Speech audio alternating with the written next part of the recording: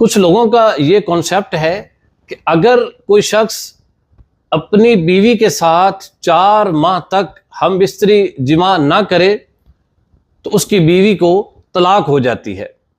اس کی 2 صورتیں ہیں، ایک صورت میں طلاق نہیں ہوتی اور ایک صورت میں طلاق ہوتی ہے۔ پہلی صورت کہ جس کے اندر بیوی کو طلاق نہیں ہوتی،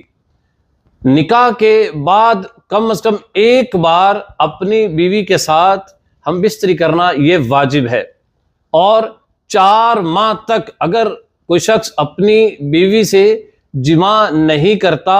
تو علماء فرماتے ہیں یہ ناجائز ہے۔ ہاں البتہ اگر اپنی بیوی کی اجازت اور رضامندی کے ساتھ اگر کوئی شخص 4 ماہ تک ہم بستری نہ کرے، کسی دوسرے ملک میں جانے کی وجہ سے یا کسی اور مصروفیت کی وجہ سے یا کوئی بھی وجہ ہو، لیکن بیوی کی رضامندی ہو، تو پھر فرماتے ہیں پھر ناجائز بھی نہیں ہے۔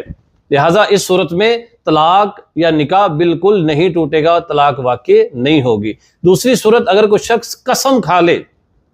کہ میں کبھی بھی اپنی بیوی سے ہم بستری نہیں کروں گا، تو اس صورت میں یہ ایلا ثابت ہو جاتا ہے، ایلا ہو جاتا ہے۔ اس کا حکم یہ ہے کہ اگر وہ شخص 4 ماہ تک واقعی اپنی بیوی سے ہم بستری نہ کرے تو پھر 4 ماہ کے بعد خود بخود ایک طلاق بائن ہو جاتی ہے، اور اگر وہ 4 ماہ سے پہلے وہ اپنی بیوی سے ہم بستری کر لیتا ہے تو اس صورت میں